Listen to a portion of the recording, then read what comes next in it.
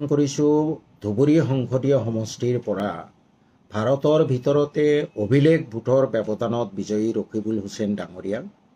মই পাৰ্টিকুলাৰ কেইজনমান প্ৰাৰ্থীৰ বিষয়ে বা তেখেতসকলক কিছু বিশেষ আহ্বান জনাবলৈ খুজিছোঁ। তাৰে ভিতৰত আৰু সেই প্ৰাৰ্থীকেইজন হ'ল আমাৰ ধুবুৰী সমষ্টিৰ ভাৰতৰ ভিতৰত অভিলেখ সংখ্যক ভোটত বিজয়ী ৰকিবুল হুছেইন ডাঙৰীয়া, আমাৰ বৰপেটাৰ সাংসদ ফণীভূষণ চৌধুৰী ডাঙৰীয়া আৰু যোৰহাটৰ সাংসদ গৌৰৱ গগৈ ডাঙৰীয়া। এই তিনিজনক বিশেষভাৱে মই বাছি লৈছোঁ কাৰণ এই তিনিজনৰ জয় বা পৰাজয়ৰ কাৰণে মই নিৰ্বাচনৰ সময়ত চেষ্টা কৰিছিলোঁ। গৌৰৱ গগৈ বিজয়ী হোৱাটো বিচাৰিছিলোঁ, বৰপেটাত মই মনোৰঞ্জন তালুকদাৰ বিজয়ী হোৱাটো বিচাৰিছিলোঁ আৰু ধুবুৰীত বিচাৰিছিলোঁ যে ৰকিবুল হুছেইন ডাঙৰীয়া বিপুল ভোটত পৰাজয় হওক। সেইকাৰণে মই এই তিনিজন প্ৰাৰ্থীক চিলেকশ্যন কৰি লৈছোঁ। প্ৰথমে আহিছোঁ ধুবুৰীৰ কেণ্ডিডেট ৰকিবুল হুছেইন ডাঙৰীয়া। হয়, মই কংগ্ৰেছৰ পৰা নিৰ্বাচিত বিধায়ক হোৱা সত্ত্বেও ৰকিবুল হুছেইন ডাঙৰীয়াৰ তেখেতৰ অতীতৰ কৰ্মৰাজিৰ ওপৰত ভিত্তি কৰি মই পৰাজয় হোৱাটো বিচাৰিছিলোঁ। কিন্তু গণতন্ত্ৰত জনতা জনাৰ্দন, ৰাইজে আপোনাক অকল বিজয়ী কৰাই নহয়, ভাৰতৰ ভিতৰত অভিলেখ সংখ্যক ভোটৰ ব্যৱধানত বিজয়ী কৰিছে। তাৰ কাৰণে মই আকৌ এবাৰ আপোনাক আন্তৰিক অভিনন্দন জ্ঞাপন কৰিছোঁ। এতিয়া মই ৰকিবুল হুছেইন ডাঙৰীয়া, তেওঁ এতিয়া মোৰ সমষ্টিৰো MP। মই অনাগত দিনত নীতিগতভাৱে আপোনাৰ লগত যুদ্ধ থাকিবও পাৰে, নাথাকিবও পাৰে, সেইটো বেলেগ কথা। কিন্তু যিহেতু আপুনি মোৰো MP, মই আপোনাক কেইটামান আহ্বান জনাব খুজিছোঁ আৰু এই আহ্বানকেইটা মই ভাবোঁ ধুবুৰীৰ 28 লাখ ভোটাৰৰ প্ৰাণৰ আকুতি। খুব সম্ভৱ এতিয়া কংগ্ৰেছ দল কেন্দ্ৰত বিৰোধীৰ আসনত বহিব, হয়তো কিছুদিনৰ পিছত কংগ্ৰেছ দল চৰকাৰতো বহিব পাৰে। মই এতিয়া আপোনাক কৰজোৰে অনুৰোধ জনাম যে আমাৰ এই ধুবুৰী সংসদীয় সমষ্টিত যিসমূহ মানুহ গৰাখহনীয়াত গৃহহীন হৈ বিগত সময়ছোৱাত জান্তৱ জীৱন যাপন কৰি আছে, আপুনি অহা 5 বছৰত সেই মানুহখিনিক সাংবিধানিক অধিকাৰ সুৰক্ষিত কৰিবলৈ তেওঁলোকৰ ঘৰ বনাবলৈ 1 বিঘা আৰু খেতি কৰিবলৈ 3 বিঘা, যিটো মিনিমাম, সেইখিনি যাতে দিয়াৰ ব্যৱস্থা কৰে। 3 নম্বৰত আহিব খুজিছোঁ যে আমাৰ বহু মানুহ চৰ চাপৰিত বাস কৰে অথচ তেওঁলোকৰ মাটিৰ পট্টা নাই। মোৰে আলপতি চৰ, তেনেকৈ আপোনাৰ ধুবুৰী জিলাতো আছে আলপতি চৰ, আজি 100-150 বছৰ পুৰণি চৰ। তাত চৰকাৰে এতিয়ালৈ ছাৰ্ভে কৰা নাই, যাৰ ফলত লেণ্ড ছেটেলমেণ্ট হোৱা নাই। তেনেকৈ আমাৰ বহুত ভূমিহীন মানুহ চৰকাৰী ঠাইত আছে, চৰকাৰী মাটিত আছে। চৰকাৰৰ প্ৰাথমিক দায়িত্ব যিহেতু ছেটেলমেণ্ট দিয়া যিসকল ভূমিহীন মানুহ। তৃতীয় আপোনালৈ অনুৰোধ যে যিসকল ভূমিহীন মানুহ বা যিসকল পট্টা নথকা মানুহ চৰ চাপৰিত বসবাস কৰে তেওঁলোকক পট্টা দিয়াৰ ব্যৱস্থা কৰক আৰু তেওঁলোকক ভূমিহীন মানুহক মাটি দিয়াৰ ব্যৱস্থা কৰক। 4 নম্বৰ, আপোনাৰ সমষ্টিৰ, আপোনাৰ সংসদীয় সমষ্টিৰ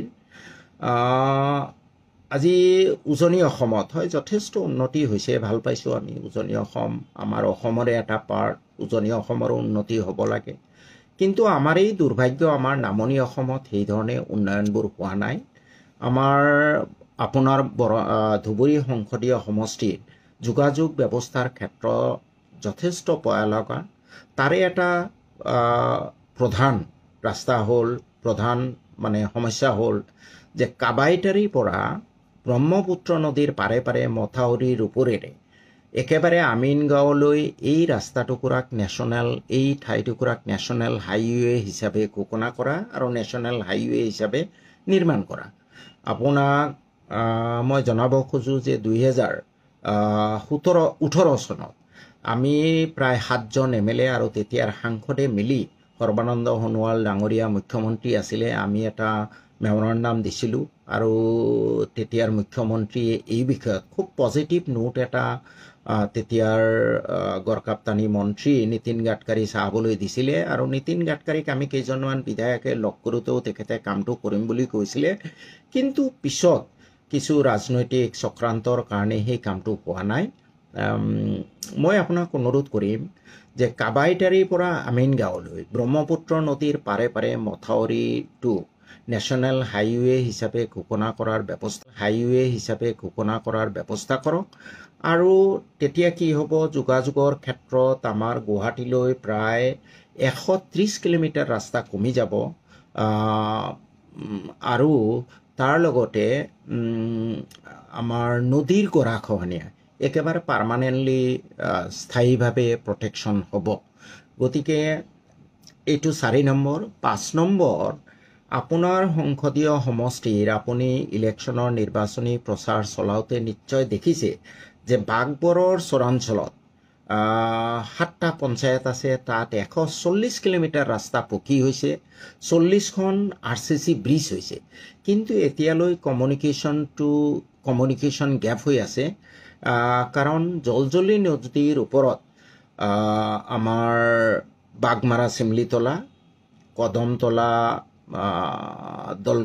ছয়সীমানা দলগুমা উজিৰেশ্বৰ ডেকধোৱা এই তিনিটা ঠাইত 3খন ব্ৰিজৰ দৰকাৰ বৰ বেছি ডাঙৰ ব্ৰিজ নহয় 400-500 মিটাৰকে ব্ৰিজ হ'ব অলপ ৰিভাৰ ট্ৰেইনিং ৱৰ্কছ লাগিব খুব বেছি 100 কোটি টকা এখন ব্ৰিজৰ কাৰণে লাগিব যি সময়ত হাজাৰ কোটি টকাৰ বিভিন্ন ৰাস্তা ঘাটৰ কাম চলি আছে তেনে ক্ষেত্ৰত এই 3খন ব্ৰিজ খুব বেছি 300 কোটি টকা লাগিব নিৰ্মাণ কৰিবলৈ নিশ্চয় অসুবিধা নহয় বিৰোধী সাংসদ হৈ থাকিলেও নিশ্চয় আপুনি চেষ্টা কৰিলে পাৰিব আৰু আপুনি যথেষ্ট অভিজ্ঞ মই আপোনাক অনুৰোধ জনাম যে 5 নম্বৰত এই যাতে জলজলি নদীৰ ওপৰত 3খন ব্ৰিজ বাগমাৰা হিমলিতলা আপোনাৰ দলগুমা ছয়সীমানা আৰু আপোনাৰ উজিৰেশ্বৰ ডেকধোৱা বহুতে কয় যে আলপতি নগৰবেৰা হয় তাতেও এখন লাগে যদি পাৰে 4ৰ্থখন ব্ৰিজ তাত কৰিব কাৰণ জলজলিৰ ওপৰত বাগমাৰা চিমলিতলা ব্ৰিজখন বনালে আলপতি কভাৰ হৈ যায় কিন্তু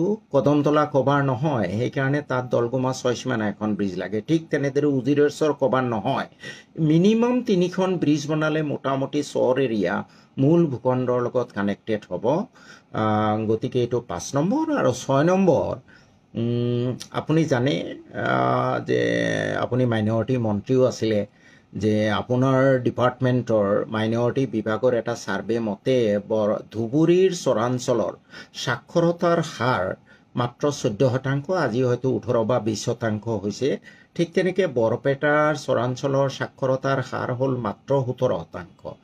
এই সাক্ষৰতাৰ হাৰ বঢ়াবলৈ আৰু বিশেষকৈ আমাৰ ওচৰত ইউনিভাৰ্চিটি নাই গতিকে শিক্ষাত আপুনি গুৰুত্ব দিব শিক্ষাৰ ক্ষেত্ৰত কি কৰিব লাগে আৰু এই ক্ষেত্ৰত মই আপোনাক অনুৰোধ জনাব খুজিছোঁ যে আপোনাৰ সংসদীয় সমষ্টিৰ 3টা জিলা ধুবুৰী গোৱালপাৰা আৰু বৰপেটা এই 3টা জিলাত ধুবুৰী জিলা কেন্দ্ৰিক এখন গোৱালপাৰা জিলা কেন্দ্ৰিক এখন আৰু বৰপেটা জিলাৰ যিখিনি আপোনাৰ সংসদীয় সমষ্টিত বৰপেটা জিলাৰ আৰু সেই বৰপেটা জিলাৰ আপোনাৰ সংসদীয় সমষ্টিত মধ্যৱৰ্তী স্থান মোৰ মতে কলগাছিয়া যদি আপুনি চাই ল'ব এইটো স্থান লৈ মোৰ কোনো কথা নাই 3খন কেন্দ্ৰীয় বিশ্ববিদ্যালয় স্থাপন কৰিব লাগে এই 6টা দাবী এই 6টা সমস্যা যদি আপুনি সমাধান কৰিব পাৰে মই নিশ্চিত যে 2029তো আপুনি 10 লাখ নহয় তেতিয়া আপুনি 12-14 লাখ 15 লাখ ভোটৰ ব্যৱধানত আপুনি বিজয়ী হ'ব আৰু এই চেয়াৰমেনে এইবাৰ আপোনাৰ বিৰুদ্ধে নিৰ্বাচনত মুক্তভাৱে প্ৰচাৰ কৰিলে সেই চেয়াৰমেনেও আজি আপোনাক প্ৰতিশ্ৰুতি দিছোঁ যে এই 6টা কাম কৰক অহা সংসদীয় নিৰ্বাচনত মই আপোনাৰ হৈ প্ৰচাৰ কৰিম যি দলতেই মই নাথাকোঁ কোনো কথা নাই মই কংগ্ৰেছ দলত থকা মোৰ খবৰ নাই কংগ্ৰেছ দলে মোক ৰাখিব নাই সেইটো মই নাজানো হয়তো মই বিধায়ক হৈ থাকিম নে নাই সেইটোও নাজানো কিন্তু যদি এই 6টা দাবী পূৰণ হয় তেতিয়াহ'লে মই আজি এই ফেচবুক লাইভৰ যোগেদি প্ৰতিশ্ৰুতি দিছোঁ যে মই আপোনাৰ হৈ প্ৰচাৰ কৰিম আপুনি নিশ্চয় জানে 2014 চনত বৰপেটা সংসদীয় সমষ্টিৰ ৰাইজে মোক সাংসদ হিচাপে যথেষ্ট বিচাৰিছিলে, 2019তো বিচাৰিছিলে, এইবাৰ 2024ত বৰ আশাৰে বাট চাই আছিলে বৰপেটা সংসদীয় সমষ্টিৰ ৰাইজে যে শ্বেৰমানক আমি সাংসদ হিচাপে এবাৰ চাব বিচাৰোঁ, আৰু বহুত দুখ পাইছে। অনাগতৰ দিনত হয়তো আল্লাহ তালাই যদি মোক জীয়াই ৰাখে, যদি ৰাজনীতিত থাকোঁ, হয়তো ধুবুৰীৰ পৰাও বিচাৰিব। কিন্তু মই আজি গোটেই ৰাইজক সাক্ষী কৰি কথা দিছোঁ, যদি এই 6টা সমস্যা সমাধান হয়, মই ৰাইজক ক'ম যে মোতকৈ ৰকিবুল হুছেইন ডাঙৰীয়া বেছি দক্ষ।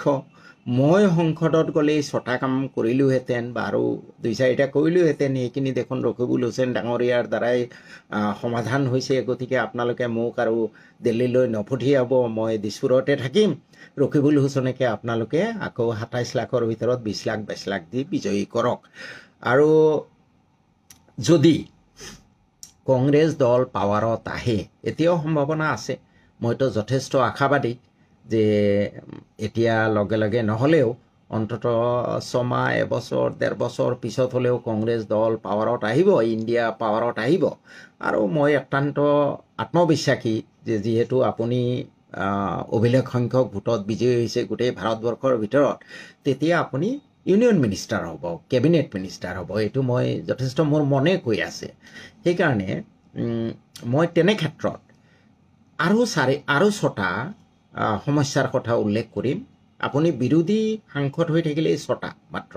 প্ৰথমে কি ক'লোঁ, বহৰীৰ পৰা ধুবুৰীলৈ ব্ৰহ্মপুত্ৰ আৰু ইয়াৰ উপনৈৰ যি গৰাখহনীয়াৰ সমস্যা সামগ্ৰিকভাৱে, অলপ অচৰপকৈ নহয়, সামগ্ৰিকভাৱে পাৰ্মানেণ্ট স্থায়ী সমাধান কৰক।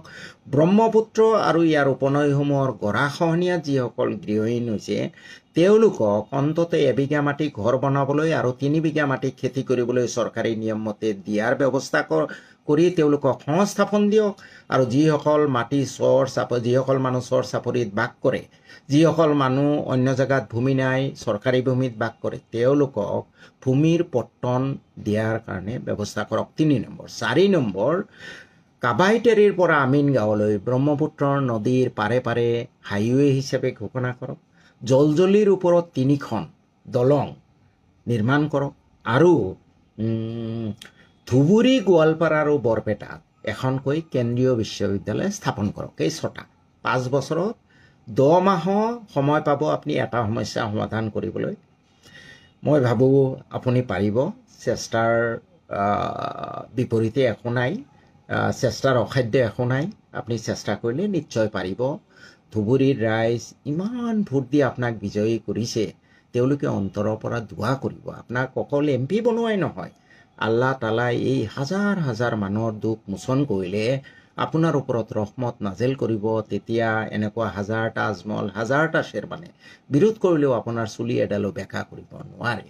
মই ৰাজনৈতিক স্বাৰ্থত কোৱা নাই, ৰাইজৰ স্বাৰ্থত মই আৰু এইবাৰ আজমল চাহাব, যদি আপুনি 6টা সমস্যা সমাধান কৰিব পাৰে, আজমল চাহাবে ইলেকশ্যন খেলিবলৈকে ভয় কৰিব নেক্সট 2029ত। আৰু যদি আপুনি কংগ্ৰেছ দল যদি পাৱাৰত আহে, আপুনি মন্ত্ৰী হওক বা নহওক, মই যথেষ্ট বিশ্বাসী যে আপুনি মন্ত্ৰী হ'ব, শক্তিশালী কেবিনেট মন্ত্ৰী হ'ব। তেতিয়া আপুনি আৰু 6টা কাম কৰিলে ধুবুৰীবাসী নথৈ আনন্দিত হ'ব। তেওঁলোকে ভাবিব যে নহয়, আমি খুব উপযুক্ত ব্যক্তিকে সাংসদ হিচাপে নিৰ্বাচিত কৰিছোঁ। তেতিয়া 7 নম্বৰ, যিটো আপুনি যদি ইণ্ডিয়া চৰকাৰ গঠন কৰে, আপুনি মন্ত্ৰী হওক বা নহওক, তেতিয়াহ'লে 7 নম্বৰ যিটো ডিমাণ্ড, সেইটো হ'ল যে আমাৰ যোগাযোগৰ ক্ষেত্ৰত আমাৰ আপুনি জানে ভালকৈ মোতকৈ বেছি জানে। গোৱালপাৰা, ধুবুৰী আৰু বৰপেটা আপোনাৰ সংসদীয় এই সমষ্টিৰ ভিতৰত এই 3খন জিলাত 3টা স্পেচিয়েল নবোদয় বিদ্যালয়। ভাৰত চৰকাৰৰ নিয়ম হ'ল প্ৰতিখন জিলাত এখনকৈ নবোদয় বিদ্যালয়। আমাৰ বৰপেটাত আছে, ধুবুৰীতো খুব সম্ভৱ আছে, গোৱালপাৰাতো খুব সম্ভৱ আছে। কিন্তু ভাৰত চৰকাৰৰ আৰু এটা এক্সেপশ্যন আছে যে ক'ৰবাত স্পেচিয়েল চাৰ্কামষ্টেঞ্চ, বিশেষ পৰিস্থিতিত এখনৰ জেগাত 2খনো কৰিব পাৰে। আমাৰ বৰপেটাত বিশেষ পৰিস্থিতি আছে, কাৰণ বৰপেটাৰ চৰাঞ্চলত সাক্ষৰতাৰ হাৰ মাত্ৰ 20। গোটেই মন্দিয়া ব্লকৰ সাক্ষৰতাৰ হাৰ আজিৰ দিনত 40। একেধৰণে ধুবুৰী আৰু কমেই হ'ব, গোৱালপাৰা অকণমান বেছি হ'ব পাৰে। গতিকে আমাৰ ইয়াতে স্পেচিয়েল কণ্ডিশ্যন আছে। আজিৰ এই মহাকাশ যুগত সাক্ষৰতাৰ হাৰ 40% অত্যন্ত লজ্জাজনক। আপুনি যদি আৰু ইণ্ডিয়া পাৱাৰত আহিলে মই বিচাৰিছোঁ আপুনি যোনেই শিক্ষামন্ত্ৰী নাথাকক, আপুনি যদি শিক্ষামন্ত্ৰী হয় তেতিয়াহ'লেতো প্ৰব্লেমেই নাই। অফিচাৰে ভুল বুজালে আপুনি, মই ভাবোঁ আপুনি জানে বহু কথাই, তথাপি মই আজি ব্যস্ত থকা যায়, মই আজি অলপ হিন্টছ দিছোঁ যে গাইডলাইনত আছে, স্পেচিয়েল প্ৰভিজন আছে। What government cannot do? Government can do everything. There is provision for special Navodaya Vidyalaya for special circumstances. Since there is special circumstances in Borpeta, Goalpara and Dhubri, so there is need for a special Navodaya Vidyalaya in Borpeta, Goalpara and Dhubri. Apuni jodi bujhai, it is very simple. Para jabo. 9 number, jihetu আমি অসমৰ এই সহায় কৰিব আৰু আপোনাৰ কথা যথেষ্ট গুৰুত্বও পাব, কাৰণ আপুনি 27 লাখ মানুহৰ প্ৰতিনিধি, 12 লাখ 10 লাখ ভোটত বিজয়ী হৈছে। গতিকে ইট ইজ পচিবল।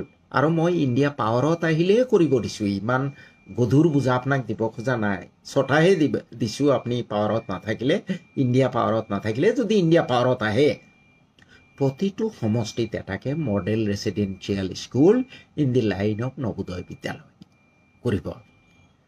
আৰু আপোনাৰ আমাৰ ল'ৰা ছোৱালীবোৰ আজিকালি আপুনি বোধহয় জানে, আমাৰ বৰপেটা ধুবুৰীত 80% 90% পোৱা ল'ৰা ছোৱালীয়ে ফাৰ্মাচিষ্ট পঢ়ে, নাৰ্ছ পঢ়ে, কাৰণ তেওঁলোক অত্যন্ত দুখীয়া। এই যে দীঘলীয়া 4 বছৰীয়া 5 বছৰীয়া মেডিকেল কোৰ্ছ কৰিবলৈ তেওঁলোকৰ সামৰ্থ্য নাই। গুৱাহাটীত আহিবই পেলাই নাৰ্ছ পঢ়িবলৈ, ফাৰ্মাচিষ্ট পঢ়িবলৈ, ৰেডিঅ' ইমেজিং পঢ়িবলৈ গুৱাহাটীতেই থাকিব লাগে। প্ৰতি মাহত প্ৰায় 7,000 10,000কে টকা খৰচ হয়। আমাৰ ল'ৰা ছোৱালী নোৱাৰে। 80% 90% পোৱা ল'ৰাইও পেৰামেডিকেল পঢ়িব খোজে। সেইকাৰণে যদিহে ইণ্ডিয়া পাৱাৰত আহে, মই আপোনাক অনুৰোধ জনাম যে আমাৰ ধুবুৰী সংসদীয় সমষ্টিৰ প্ৰতিটো সমষ্টিত, বিধানসভা সমষ্টিত এটাকে পেৰামেডিকেল কলেজ, য'ত নাৰ্ছিং থাকিব, য'ত ফাৰ্মাচিউটিকেল কোৰ্ছ থাকিব, য'ত ৰেডিঅ' ইমেজিং থাকিব, য'ত অৰ্থডণ্টিক টেকনিচিয়ান কোৰ্ছ থাকিব, য'ত ডেণ্টেল টেকনিচিয়ান থাকিব, য'ত OT টেকনিচিয়ান থাকিব, এনেকুৱা প্ৰত্যেকটো পেৰামেডিকেল কোৰ্ছ থকা এটা কলেজ কৰক। আমাৰ ল'ৰা ছোৱালীবোৰ গুৱাহাটীত আহি তেতিয়া পঢ়িব নালাগে, নিজৰ নিজৰ সমষ্টিত অন্তত ঘৰত ভাতকেইটা খাই চৰকাৰী খৰচা দি পেলাই, ফিজ দি পেলাই তেওঁলোকে পঢ়িব পাৰিব। মই ভাবোঁ এই 12টা কথা আপোনাক ক'লোঁ। মই এটা লিখিত ফেচবুক পোষ্ট যোগেও আপোনাক জনাম। আৰু এই 12টা, আৰু মই ধুবুৰীবাসীক অনুৰোধ জনাইছোঁ, যদি এই 12টা, 1 নম্বৰ মই আকৌ ৰিপিট কৰিছোঁ, বহৰীৰ পৰা ধুবুৰীলৈ ব্ৰহ্মপুত্ৰ আৰু ইয়াৰ উপনৈ সামগ্ৰিকভাৱে নিয়ন্ত্ৰণ।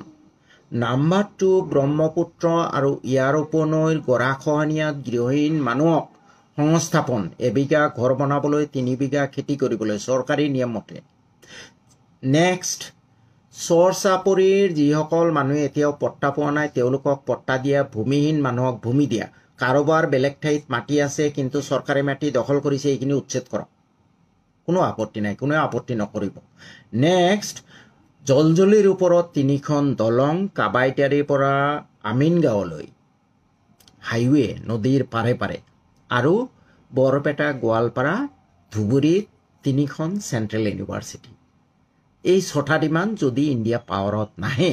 আৰু 6টা হ'ল যে যদি ইণ্ডিয়া পাৱাৰত আহে তেতিয়াহ'লে বামুণডংৰা টু নগৰবেৰা, বহৰী টু সোণতলী 2খন RCC ব্ৰিজ ব্ৰহ্মপুত্ৰৰ ওপৰত, আৰু গোৱালপাৰা, ধুবুৰী আৰু বৰপেটা 3খন জিলাত আপোনাৰ সংসদীয় সমষ্টিৰ ভিতৰত 3খন নবোদয় বিদ্যালয়। প্ৰতিটো সমষ্টিত এখনকে প্যাৰামেডিকেল কলেজ, প্ৰতিটো সমষ্টিত এখনকৈ মডেল ৰেচিডেঞ্চিয়েল স্কুল। এই খুব সম্ভৱ 11টা হ'ল। 11টা যদি এই 11টা কাম ইণ্ডিয়া পাৱাৰত আহিলে, যদি পাৱাৰত নাহে আপুনি 6টা কাম যদি কৰিব লাগে, বা এই 11টা কাম মই যি ক'লোঁ সমস্যা, যদি ধুবুৰী সংসদীয় সমষ্টিবাসীয়ে যদি ভাবে যে হয় আটাইতকৈ ইম্পৰ্টেণ্ট কাম এইখিনি কৰিব লাগে, মই ধুবুৰী সংসদীয় সমষ্টিবাসীক অনুৰোধ জনাম যে আপোনালোকে লাইক কৰক। 12 লাখ ভোট দিছে, 27 লাখ ভোটাৰ আছে, ইয়াত যাতে 25 লাখ লাইক হয়। তেতিয়া আমাৰ ৰকিবুল হুছেইন চাহাবে এতিয়া নাচাবও পাৰে, তেওঁ জানিব যে এইকেইটা সমস্যাৰ প্ৰয়োজন।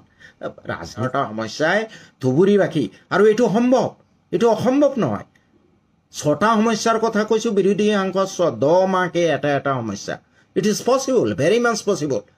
আৰু যদি ইণ্ডিয়া পাৱাৰত আহি 11টা সমস্যা, নাথিং, ইট ইজ নাথিং পাৰিব। আপোনালোক not the primary thing. Primary thing হ'ল আপুনি ইলেকশ্যনৰ সময়ত কৰিছে ভাল আছে, এতিয়া অলপমান এই মুচাহেববোৰক দূৰত ৰাখি, আপোনাক তেল মাৰা মানুহবোৰক, পিছত টিকেটৰ কাৰণে ঘূৰি থকা মানুহবোৰক অলপ দূৰত ৰাখি এই 11টা সমস্যা সমাধান কৰক। অহা ইলেকশ্যনত আপোনাৰ কোনো পলিটিকেল কৰ্মীৰ দৰকাৰেই নহ'ব, সাধাৰণ ৰাইজে ভোট দিব। কোনোবাই আপোনাৰ বিৰুদ্ধে ক'বলৈ গ'লে তেওঁক পিটন দিব, কোনোবা কৰ্মীয়ে যদি কয়। কোনেও ব্লেকমেইলিং কৰিব নোৱাৰিব। আপুনি 11টা সমস্যা সমাধান কৰক। আপুনি 28 লাখ ভোটাৰৰ, প্ৰায় 40 লাখ মানুহৰ, সাধাৰণ মানুহৰ প্ৰতিনিধি হওক। আপোনাৰ ওপৰত আল্লাই ৰহমত নাজিল কৰিব। হাজাৰ শ্বেৰমান, হাজাৰ আজমল বিৰোধ কৰিলেও একো নহয়, হাজাৰ আপোনাৰ কৰ্মীবোৰে বিৰোধ কৰিলেও একো নহয়। গতিকে মই আপোনাক আৰু MP 20 লাখ মানুহে লাইক কৰি জনাই দিয়ক যে এই 11টা সমস্যা আমাৰ সমস্যা, এইকেইটা সমাধান কৰিব লাগে। এইখিনি মই ৰকিবুল চাহাবক অনুৰোধ জনালোঁ। আৰু আপোনাক হয় মই আপোনাৰ বিৰুদ্ধে অপেন প্ৰচাৰ কৰিছোঁ। আপুনি মোৰ বিধায়ক পদ খাৰিজ কৰিবলৈ আবেদন দিছে। বিধায়ক পদ খাৰিজ হ'লেও মই অকণো বেয়া নালাগে, বেয়া নাপাওঁ। হয়তো আপুনি পাৰ্চু কৰিব, হয়তো মোৰ বিধায়ক পদ খাৰিজ হ'ব। খালি মই আপোনাক এটা অনুৰোধ জনাব খোজোঁ যে একেদৰে কমলাক্ষদেৱ পুৰুষায়স্থ তেওঁ আপোনাৰ বিৰুদ্ধেও কৈছে, আৰু কৰিমগঞ্জত খোলাম খোলা তেওঁ বিজেপিৰ হৈ প্ৰচাৰ কৰিছে, বসন্ত দাসে কৰিছে। গতিকে বিধায়ক পদ খাৰিজ হ'লে আমাৰ MP চাহাব, আপুনি এতিয়া আৰু বহুত ডাঙৰ নেতা, যাতে তেওঁলোকৰো বিধায়ক পদটো খাৰিজ হয়, মোৰ অকণো আক্ষেপ নাথাকিব। আৰু আপুনি ভাবিব পাৰে, বহুতে ভাবে ৰকিবুলৰ লগত চেয়াৰমেনৰ ব্যক্তিগত শত্ৰুতা আছে। মুঠেও শত্ৰুতা নাই মোৰ, আপোনাৰ লগত কোনো ব্যক্তিগত শত্ৰুতা নাই। যদি আছে ইছ্যু ভিত্তিক। মই সেইকাৰণে কৈছোঁ যে অহা নিৰ্বাচনত যাতে মই আপোনাৰ হৈ প্ৰচাৰ কৰিব পাৰোঁ, যাতে আপুনি অহা বছৰ 20 লাখ ভোটৰ ব্যৱধানত বিজয়ী হয়। তাৰ কাৰণে আপুনি এই 11টা সমস্যা সমাধান কৰিবলৈ যত্ন কৰিব, আৰু আপুনি ইচ্ছা কৰিলে পাৰিব। আৰু যদি আপুনি যদি কয় এইটো শ্বেৰমানেহে কৈছে, ৰাইজৰ নহয়, ৰাইজৰ লগত অলপ মত বিনিময় কৰিব। মত বিনিময় কৰি যদি ৰাইজে নালাগে বুলি কয়, তেতিয়াহ'লে নকৰিব। আৰু এইটো কোনো কথা নাই। কোনোবাই যদি কয় যে নালাগে, মানে মেজৰিটি মানুহে যদি কয় যে এইকেইটা নালাগে, তেতিয়াহ'লে নকৰিব। এইটো মোৰ ক'বলগীয়া একো নাই। আৰু ৰাইজকো কৈছোঁ ইয়াতে লাইক কৰক, যাতে তেওঁ বুজি পায় যে নাই এইকেইটা ৰাইজৰ সমস্যা। এতিয়া মই আহিব খুজিছোঁ